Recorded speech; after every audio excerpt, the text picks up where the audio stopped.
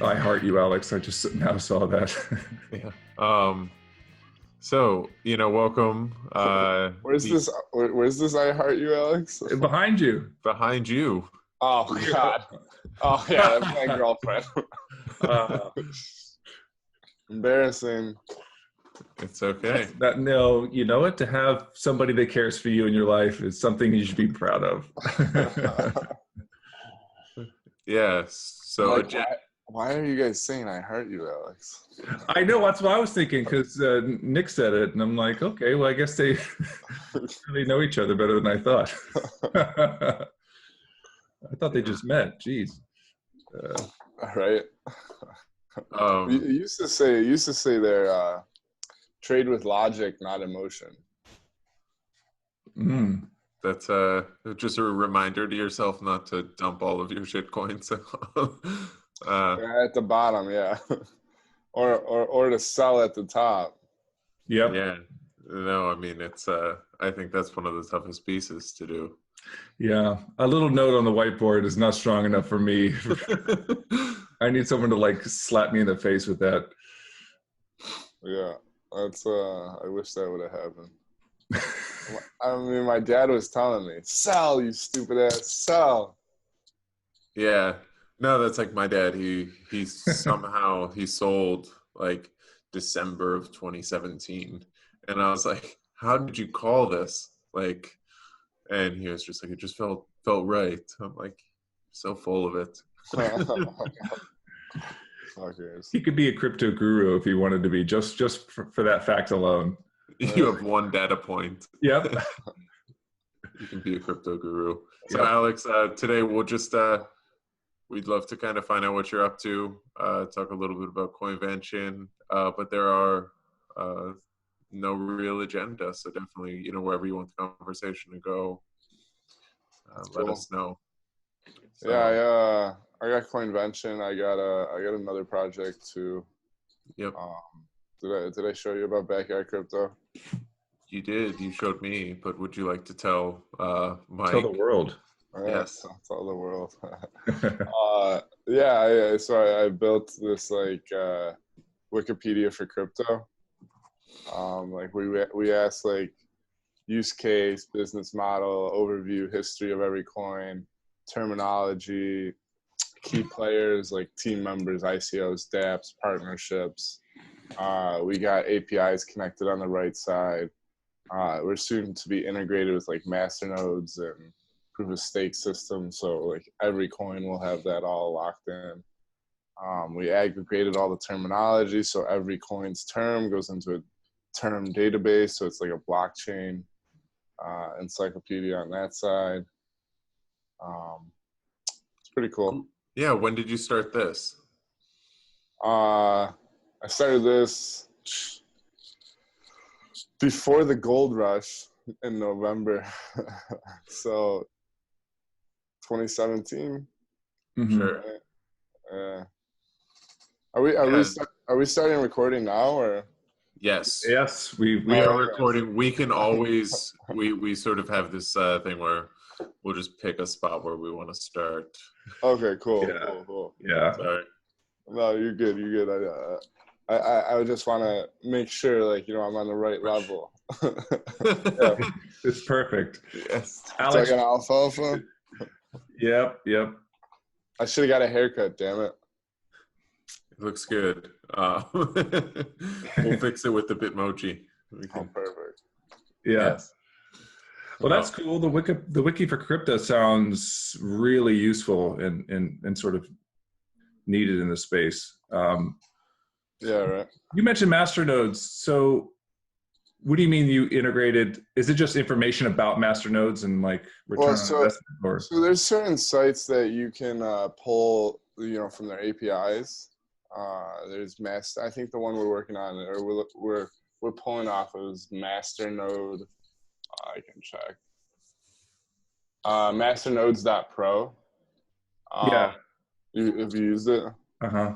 Yeah. That's an interesting system. They got their own token and everything, and right now I'm trying to figure out how to buy it because I've never used any of those weird exchanges. But Don't start. I'm like, well, all I have to do is buy the coin, and then I can use their API, and it's really cheap. It's $1.30 a month, which is like super cheap for an API. I don't know if you ever get into that stuff, but I've never heard of any of these exchanges, and I'm like, oh, I don't. It's pain in the ass. So is it an ERC20 token? Do you know? It's a good question. I don't know that much about it.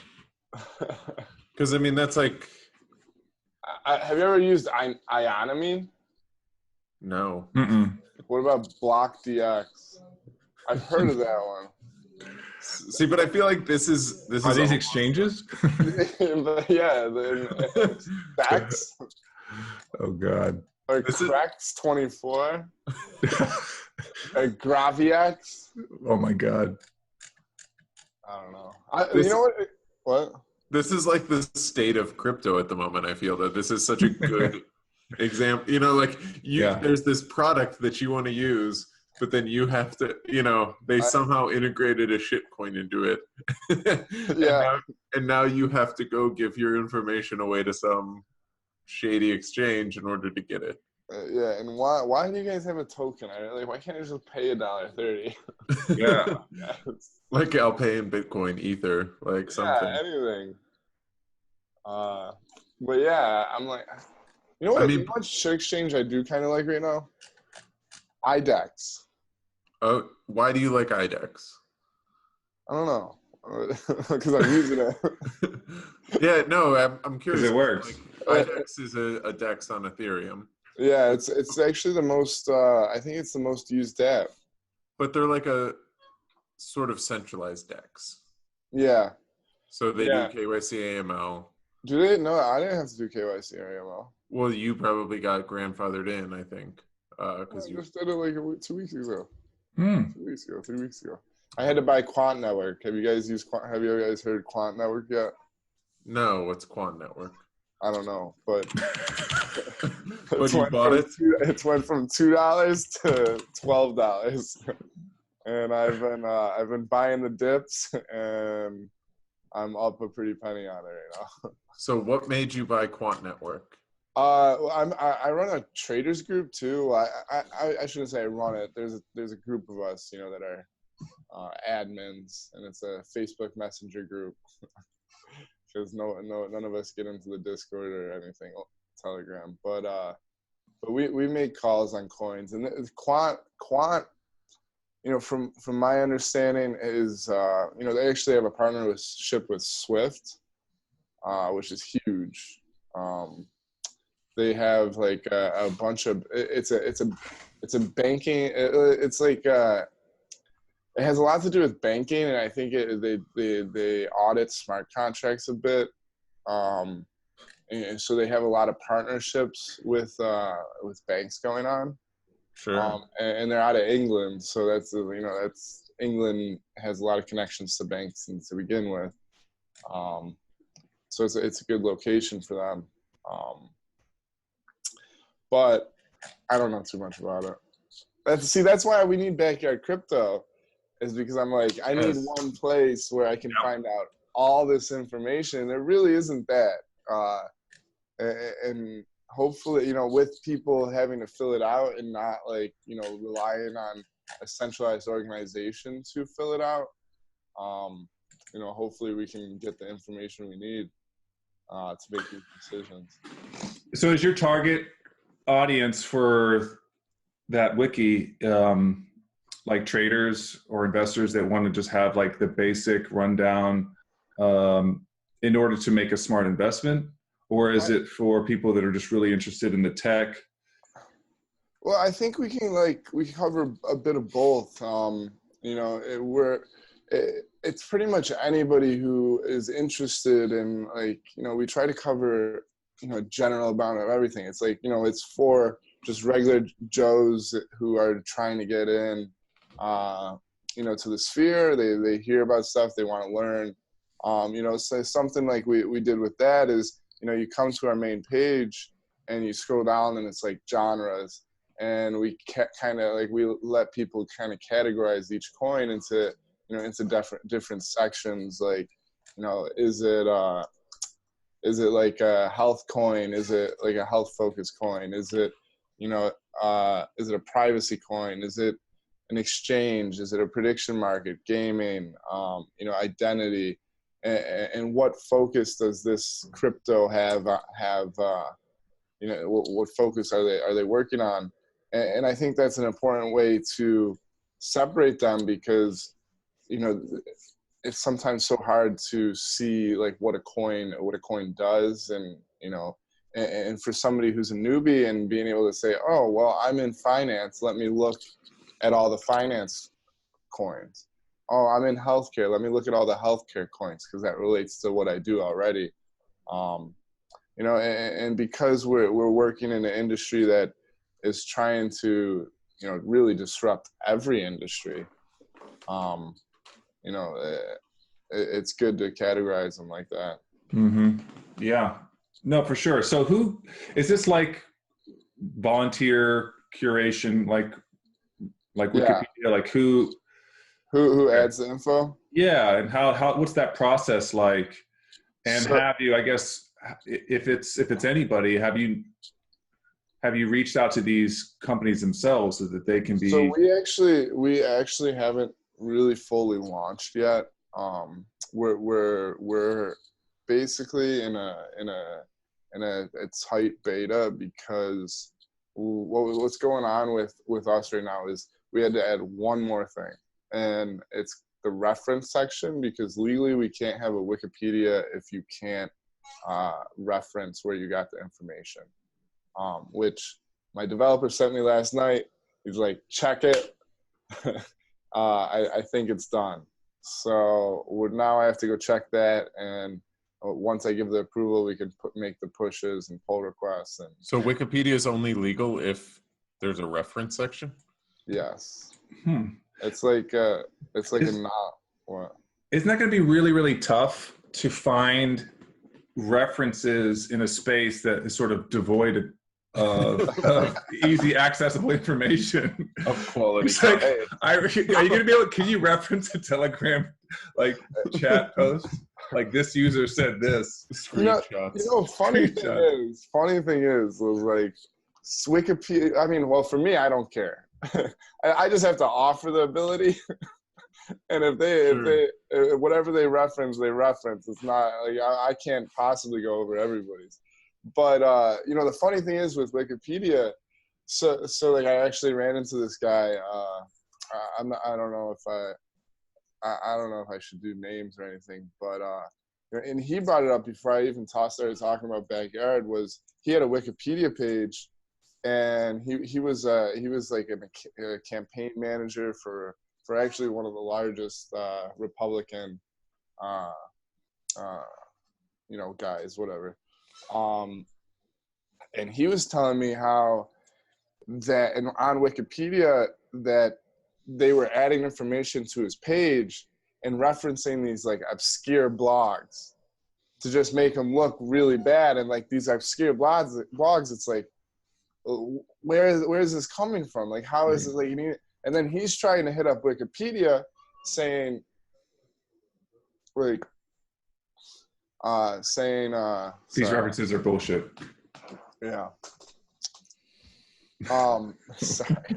Lovely. We'll edit that out, right? Nope, we're keeping it in. Oh, perfect. Yeah, I'm a little like sick, but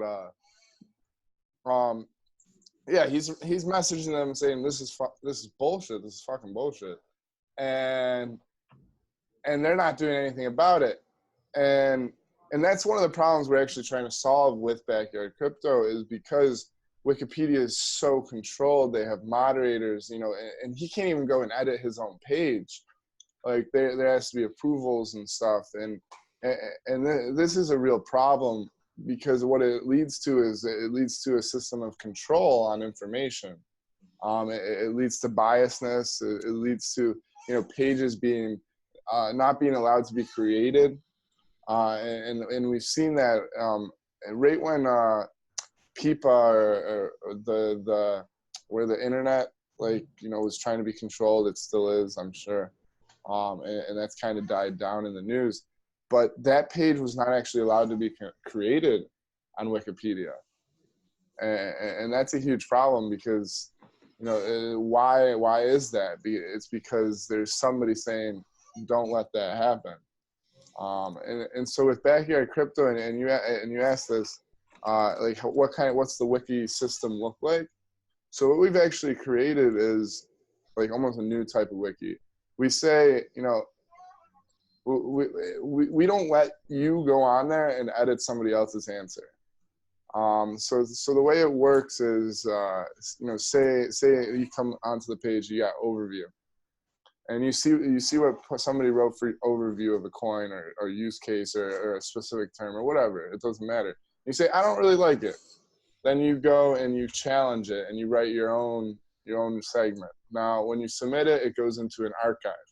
The archive, everybody can open the archive, meaning everybody can see everybody's answer to a specific part of the page, like over. So there could be like 10 different answers for overview. There could be 1,000. Over time, it's obviously gonna, aggregate. And then the community comes in and upvotes the one they like the most. Now, what's really important here is not necessarily who gets upvoted to the top and who gets to be on the front page, but it's about being able to see everything behind the scenes, every answer, and reading all, and then you making a decision on your own, which one you like the most. Something else that we've done is we've added comments to every answer.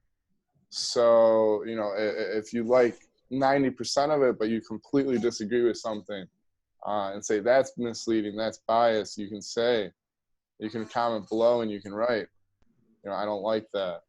So like what prevents, I guess, the biggest thing I would see is like, obviously coins compete in the space. So, like what would prevent like a competitor from going to edit your coin? Well, they'd have to submit their own challenge. So you're not editing the coin, you're just submitting your own information. Currently, we do have a moderator. So that means that like we do say, this information is more accurate than this information. This information is better. Our eventual goal is to get rid of the moderator. The problem with it right now, though, is because we don't have a large user base. So, that does pose like somebody could just put it in a pump group and say, yep, and vote this all the way up to the top. I think, with the large user base eventually, hopefully it will stop that, and then there's other issues that you start to be presented with, like like what if somebody has a click farm, and things like that. And so, we're really relying on, and we've foreseen this, and something that we kind of look at. There's two ways to get around something like this too. As a user, one of them's having really good search options, being able to sort the information like very efficiently on your own end. It will help weed out like bad things. So like, for example, you sort the information by by like time. You sort the information by like most views, most upvotes, most like you can sort the information when there's the most answers, like most like activity on the page, and having these features built out so that like you can navigate the system. So, and this brings me to something else that's I think is really cool is, especially when you're sorting through time and you can see people's answers to like overview or to the use case of a coin, right in the beginning when the coin was created, a couple years down the line, 10 years down the line, 50 years down the line. And then you can like compare what people were saying then to what people were saying now. I think that's really, really cool. And this applies. So our eventual goal is to branch out to all information.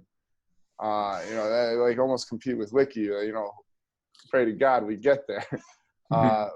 But, look at it like that. Like you see like the Occupy Wall Street or the Yellow Vest movement, or Trump getting elected, and what people have to say when it happens, what people have to say like while it's happening, what people have to say 5 years looking back, 15 years and 50 years, and what I see something like this doing is, preventing people from being able to rewrite history. So are you doing a token with it?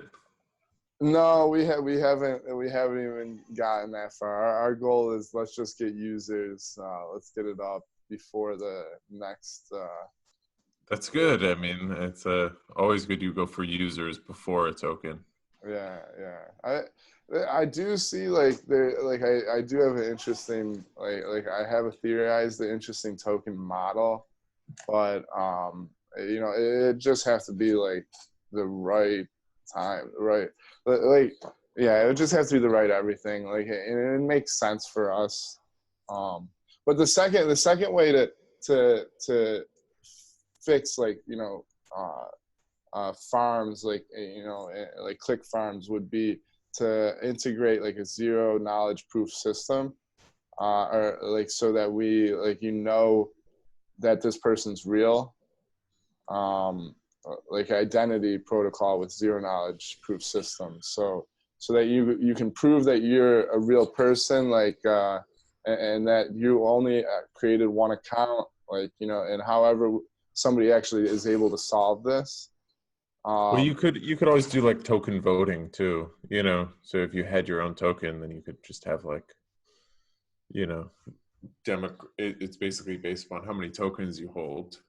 Your voting weight. Yes, but the problem is I don't want there to be any barriers of use. So sure. If you have to use your own token, you have to there is another company that has tried to conquer Everpedia. They're trying to conquer this problem, but one of the problems I see with them is they have a higher barrier of use, and because you have to stake tokens, you have to use tokens to make edits. That's not what I want to see. I want people to be able to use it right away, and even use it if they don't get into the system of zero knowledge proof. If they don't prove their identity, I still want them to use it, but I want the other people to be able to sort those people out. So yeah, it's tough because this is the big question in crypto. How do you adding token models are always great, but then they completely kill user experience. Yeah. And then at the same time, A, how do you fund a project going forward? And B, how do you sort of, maintain these voting properties that you want to have on your system whenever you have, you want anonymous parties in voting, and it makes it really tough. And then how do you clearly articulate what your whole system is? And that's a tough problem too. A company that really I love Steemit. Steemit's a great company. But I feel like the barrier to actually get into the system is tough. Mm-hmm. It's you have to apply, and then they'll hit you up 7 days later, and then by that time I'm on to the next thing. And then when I want to go back to using Steemit, I have to reapply. Finally, I'm in, but yeah, I hear you. Well, Steemit's arguably one of the most successful blockchain apps that's been up. But what do you think has prevented it from? It still doesn't even compete with Reddit or whatever it's supposed to be competing with. It's not even close. And do you think that's just the user experience? I think solely is just the barrier of entry. Yeah, because immediately you're turning people off if they have to create an account to use the platform and to create information, and then it takes a day or two or a week to get that account created. You're immediately losing a bunch of people who don't want to go through all that. Immediately they see that, maybe they apply for it, but then they don't follow through. And that was my problem. And I actually read an article recently that was super, super interesting. It had to do, it's a little bit different than this, but it had to do with, internet sales.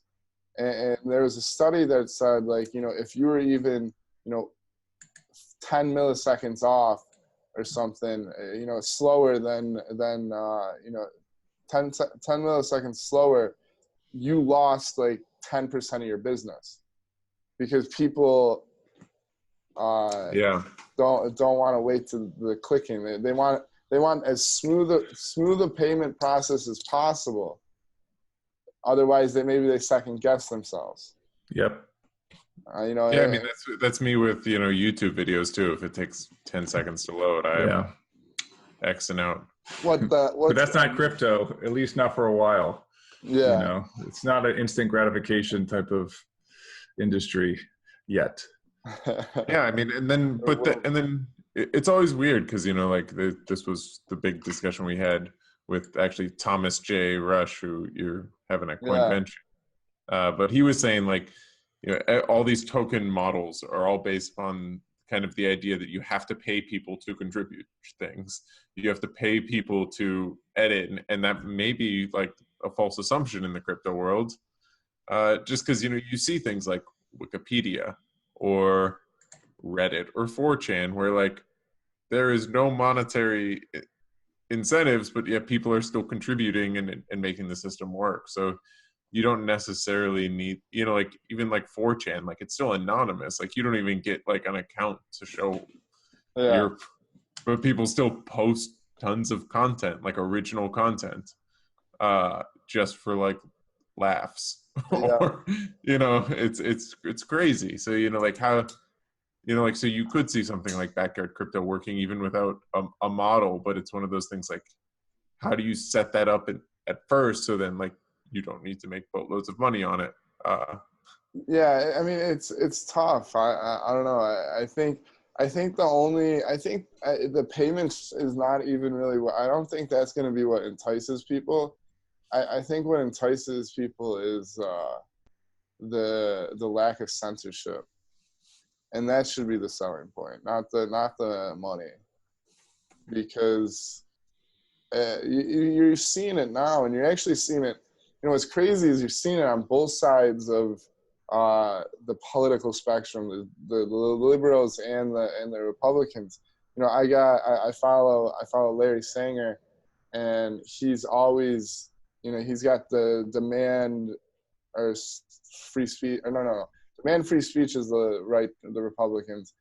Larry Sanger is social media strike, or I don't know. But he's very, very liberal, I think, or libertarian. I don't know. I don't want to speak for him, but it's definitely very opposite of the right side of because I got this girl I know actually from Buffalo, and she runs this operation called demandfreespeech.org, and that's very right wing.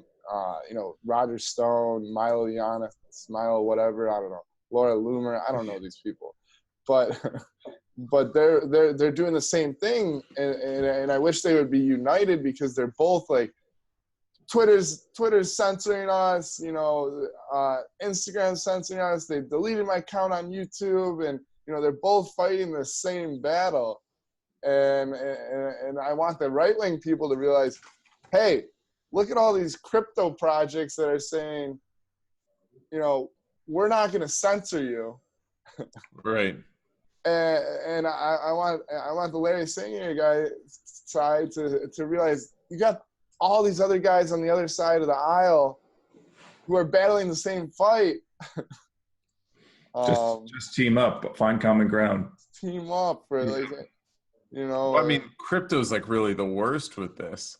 I mean, it's really old school religious fighting almost. Especially you can see it in the Bitcoin community. You disagree on one tiny little thing, and it is just we all hate each other. Yeah, awesome. End of the world, off, you heretic. We're forking it. Right, and how do you sort of I guess, incentivize people, A, to be nice to each other, and B, to kind of cooperate in their own best interest. Like, like with the Republicans and the Democrats, like there's like, that's like the conspiracy theory from a long time, like that there's all this stuff that we agree on, but they just keep us so hyper focused on like the disagreement part. So like, the fact that we can't agree on gay marriage or abortion, like we'll just look at that. And then everything else, like the fact that we agree on like 99% of everything else that's good for us, like let's not talk about that, because then well, that's how they keep the people down. Yeah. Let's separate them on these issues that we know that the people are going to be separated on. But, like, is there some, like, the conspiracy theory is always that, like, there's some centralizing force that is, like, like with Republicans and Democrats, like the corporations or something, it's in their best interest to keep divided, so they're doing this.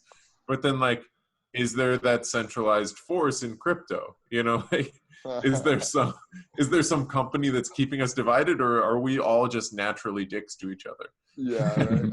I think we're all naturally. Well, I think everybody's ego just is like, can't compromise. Sure. Yeah. I made 10x in 2017, so. Yeah, I know what I'm doing. The central factor in crypto is like humanity's lowest common denominator. It's like all our worst, aspects of our lizard brain just run amok in a decentralized network. It's like it's inevitable. Sure. We're just still dumb animals, It's just so funny. Like it's just interesting to watch this really cutting edge, whatever you want to call it, fascinating technology, coupled with just humans' tribalistic, dumb animalistic side. Well, I think this is like a pivot into what the other thing that you do, which is coinvention, because I think we all do hate each other, sort of, but that's on the internet, like like, because you go to these like coinvention or something, and like crypto people in person are like great. Yeah, like, they love each other. We all love each other. It's so great to see you. Like, haven't seen you in such a long time. But then, like, you go on Twitter and you think like we're literally gonna fist fight whenever we meet. Yeah, that never happens. That's the story on everything. I came from the music scene, and they're always fighting. But when you see them in person, hey, how you doing? But yeah, no, Coinvention, and that's the conference I run in Philadelphia. But to me, it's I love getting people together and putting them in these situations and getting them to meet and trying to find a common ground, and and trying to make people realize we're all friends.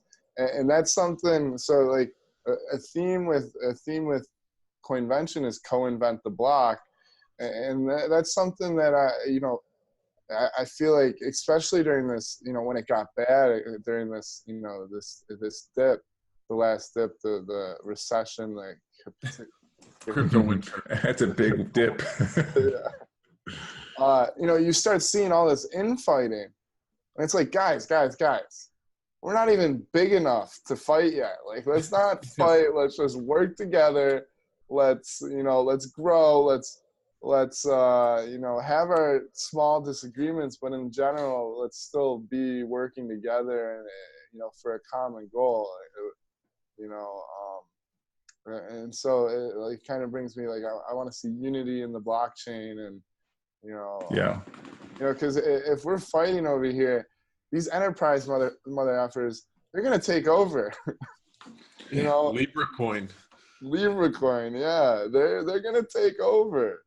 I think most of the fighting, guys, correct me if you disagree, I feel like most of the fighting has to do with the sort of the money-making, the investor side of, if you could even call it a side. I feel like it's much bigger than just a side of the space here. It's not so much, I think it's veiled sometimes as a disagreement on what's the better technology, but I think it's all fueled from which coin do I own the most of, and these sort of opinions on where's the best place to put your money, and then when that goes wrong, people just get really angry at this information, or they want to put others down that are pushing information that competes with, like if you're a Bitcoin maximalist and you own a ton of Bitcoin, you're going to get really pissed when people start talking about the Bitcoin killer, or this technology is way better. You're just going to get this money-based emotion to it.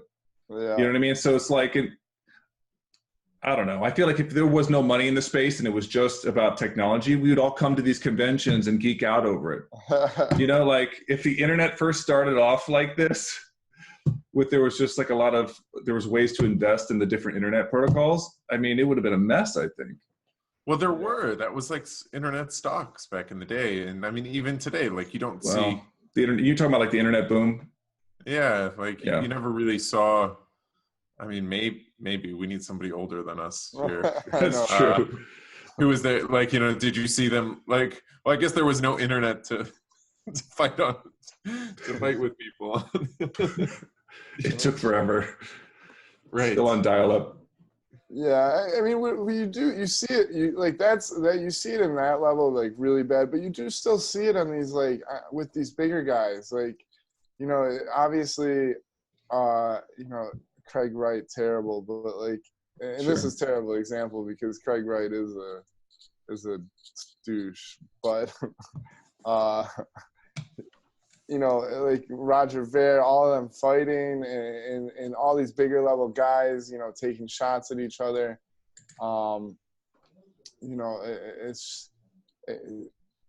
Maybe I don't think they should be so outspoken sometimes, about it just that negativity can kind of feed on each other, and especially if these top guys are spouting it, it can come down. I think there needs to be I think as being a top level person, not necessarily myself, but I mean I'm working there. We're working there, but they need to there needs to be more conceded effort to just encourage working together, and even these little projects, because if it transfers to these little projects, and they are encouraged to work together, I think that's where we're going to see a lot of partnerships. Who actually does do this really well, and you're going to be like, oh yeah, he does. Andreas Antonopoulos. I hope I'm saying that right. He wants to, I read his book, and I've listened to a lot of his talks, but he talks about seeing thousands and thousands of coins where and who knows, I don't know if that's the right vision, but it's so encouraging for people to just create a coin, and and the reality of it is if you create a coin, I create a coin, who's to say we can't work together to boost us up? Who says there has to be these three coins that rule them all, or one coin that rules them all, and why does every coin have to die in coin graveyard? Why can't all the coins operate? A rising tide lifts all boats, or raises all ships, is the saying. Oh yeah, I like that. Yeah, I mean, I think it's true. I mean, I think if the entire there's plenty of room for growth in the entire space, and as this stuff gets adopted and everybody can succeed, eventually, farther down the line, it might consolidate. One coin rules them all type of thing, and I think that would be perhaps a good thing in the end. But I don't know. Now we have a long way to go to get to that. I see. It's tough to say though that one coin ruling them all is a good thing, because why can't every so say you create a coin, what's wrong with your coin having a market cap of $1 million? That's still pretty good, right? So it depends. It depends on what it's used for, and if you may need more than that. I think Well, I think you'll definitely need more than that, but I don't know if there's a problem of having your coin just have $1 million market cap. Sure. I think as investors, investors in the scene are like, yeah, there's only gonna be one coin to rule them all, because they're like, that coin's gonna be the one that I make the most money off of. Mm-hmm. Right. Well, exactly. But I mean, it might be a situation where there's one coin per use case or set of use cases. Yeah. I guess the question is if this coin can do the exact same thing, or if it's a Bitcoin can do exactly what this does, then why not just use Bitcoin? It's a bigger network, Well, and I think it's a little bit early too, just because most of the tokens now, they did like ICOs. So you print basically all the tokens right at the beginning or something like that and sell them off. And so there really isn't that sort of sustainable funding model. So like if you have $1 million market cap, you're going to blow through all of your team's funding in the first year. And now what do? Basically, if your project isn't fully decentralized and being used and ready to go, you kind of just have to go away. It is a problem. That is a problem. And I think that has a lot to do with just people being scammers a bit, or not even necessarily. I don't think scammers, because I don't think most people are inherently scammers. Like, sure, we got a lot of them. BitConnect. But I think people just get ahead of themselves. It's a common thing, offering too much before they. I mean, that's everyone who's trying to do a blockchain 3.0, or somebody actually sent me an email about their blockchain 4.0 platform, and invest. Well, right, like they're like, we can do 1 trillion transactions per second and things like that, and then you just have to tell them like, well, you're either like not decentralized or you can't. Like, people just like argue these things, and maybe they're honestly trying to solve those problems, but it's always tough for me. Like, if you're saying one of these things that like, somebody like me who sort of understands the technology knows this like infeasible for the next few years. Like, we have like all of Ethereum trying to solve the problem, and they're hitting walls. Like, you and your 2-person team like is gonna fix it and has it fixed. I don't know about that. Exactly. So like, are they being dishonest, and is that a scam, or is it, like, if they do solve it, yeah, their token's worth, $500 billion, but yeah, if they don't solve it, like, which they probably won't, it's worth nothing. So is that a scam, or is this more of just like, this is the market at the moment? Like, for whatever reason, people are willing to take these really long shot bets. Yeah, I don't know.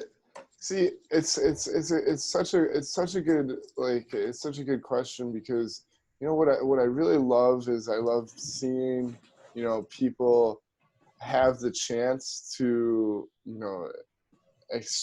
have the chance to make their dream come true, or have the chance to work on a new idea. And unfortunately, it sometimes is at the expense of investors. But that's not that's pretty much true for and I think this is what we got to realize is that is true for stocks too, IPOs, or anything in the public sector.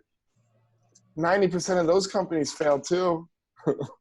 So like, let's not get disillusioned with the fact that the statistics are pretty much the same with them failing. It's just that I feel like the stocks that so if as long as we don't get disillusioned, we can't stop the government from putting up these barriers of entry for regular people, and because I say that because what really is the government putting up these regulations and having to tax people is it really just stops a lot of people from being able to fundraise and complete their project. I think the free market works in funny ways where if we let people, and people are able to, run ICOs, for the cheap rather than, having to pay lawyers hundreds of thousands of dollars to set up their system, we're really doing ourselves a disfavor by, saying, oh, we need to be regulated. We need to because the reality is you make one mistake investing in a shit company, you won't do it again. Mm-hmm. Well, hopefully, you can only learn so much, but I don't know. I know quite a bunch of people who have made that mistake many, many times. Well, then it's survival of the fittest at that point, Yeah. the laws of nature, the strong will survive, the smart will survive. Yeah. As long as we have free information, if you live in a world where there's free access to information and you have the crypto Wikipedia to go to. That's what I'm saying. Yeah. Then you should have all the information you need. Hey, I gotta grab my charger from my laptop, otherwise I'm gonna die. I started with 53%, and it's weird. Laptops are good. They start at the top. They take 4 hours to get to 53%. Yeah. And then you hit 53 for 50%. It's like, all right, 10 minutes. It's all a lie. Yeah. This is the first guest we've ever had actually walk off during the podcast. Yeah, I don't know what to do here. Right. This is We'll you just can pan over the deer head. So I had a flood in my basement, and my taxidermy got wet. This is Bambi. Buy Bitcoin. Is he back? He is back. All right, welcome back, Alex. Is that like the celebrity entry? Yes, Exactly. Yeah, but we're coming up on an hour. We can continue to talk. So I guess when is Coinvention? Who's speaking there? What was it like kind of setting this up? This was your second time, right? Whew. Yeah, second time's going better than the first. The first we were like, I was like, and the first was a product of the 2017 gold rush. And I was like, if I don't throw this conference now, I'm never gonna have a chance. So I was like, all right, so I'm like, okay, August 31st of 2018, I was like, I gotta do it then. Then the market goes, and that didn't help us at all. Sure. But this year, September 21st, we moved it into September. It's not so hot in Philadelphia, and that's pretty good. It's on a Saturday. We actually have a free 48-hour hackathon that starts on Friday. We're actually, we're just growing, really organically too. We're not like some we don't have huge investors. We're just putting it together. We put together a great event last year. Pretty much everybody I talked to was everybody I talked to was one of the best conferences, just in terms of they enjoyed themselves. They got a lot out of it. They were able to connect. It wasn't so some of these bigger conferences, there's uptight and Mm-hmm. whatever. But people just came in with a very open mind and had a really good time. They enjoyed it. All the speakers. I gave people free drinks, which helped. So there's free drinks this year? I don't know. We haven't gotten that far. Yeah, I was curious, what really differentiates you guys from any other crypto convention out there? What I would say is that I enjoy the people more than I enjoy, these big corporate guys, appeasing the big money. I mean, that's terrible to say in a lot of ways, but it gives this commodity feel at the event. And you guys will see. No, I mean, so the thing that I like about you can almost call them like smaller speakers rather than like, you know, some VP who works at a larger bank or something. Because you almost get more honest opinions. You know, like I don't care if a bank is experimenting with blockchain technology. Like we've been hearing this for 4 years now, and it's meaningless. And I feel like I it's don't what want to help those guys.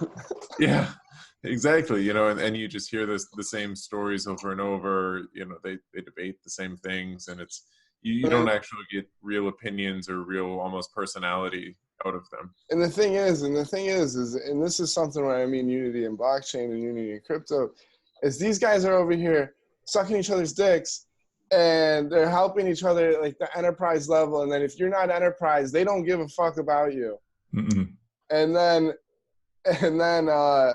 on the crypto side, we're over here fighting, and then half of us are trying to appease these enterprise blockchain guys, and they're over here like, I don't care about you. You got a token? Ha ha ha ha. Tokens are stupid. Right, like we're gonna sit on our private blockchain. Yeah, and so they're laughing at us, and then we sit here and we help them get to the top. Invite them to our conferences and try and. Yeah, exactly. So I'm like, so this is the convention for the little guy. Yeah, I really like bringing in influencers, like all the guys that you see at every conference. They're constantly there with the YouTubes, the likes, the Twitters. I enjoy that. We got Nick Spanos as like one of our main speakers, and he's super revolutionary, super libertarian, deregulation. I love hearing him talk. Samson Williams, he's a character in himself. He's just he's if you follow him on LinkedIn, he's just very open-minded, and he's a creator of his own thoughts. That stuff's cool. We actually got Jonathan Kim from the Litecoin Foundation. He's a Litecoin evangelist. I love him. He's awesome. Right? Yeah, he was he came down to an event in DC, and he has like a big Litecoin costume he runs around with. I love it. He's the guy that actually he gets in his van and travels the country like shilling Litecoin. I love it. Yeah, like those kind of people are you can't find those people working at a bank. And there's a couple other people like in the scene like that I really, really respect for stuff like this, and like Brock Pierce. A lot of like he's just like, when you listen to him talk, he gets a lot of flack. He gets so much flack. Like, I don't even want to go into it, but when you listen to him talk, he's got this vision of like a big vision. And that's what I like, stuff like that is what we need, especially, crypto came about as this big vision of like, we're going to disrupt the whole world, destroy who else I like Pampa, of course. And I love that. I love that verboseness. I love that. Like that's what I love. Like, and we're in the city of liberty. We're in Philadelphia, the Declaration of Independence. So cool. That stuff's cool. All right. Well, any parting words for the listeners as we approach September quickly? I know, right? I'm like, whew. I don't know, just come to convention and bring be ready to revolt, revolution. I don't know. Have your free drink. Yeah, free drink. See, you're gonna have to have the free drinks now. No. Damn it. And do the 48-hour hackathon. It's free.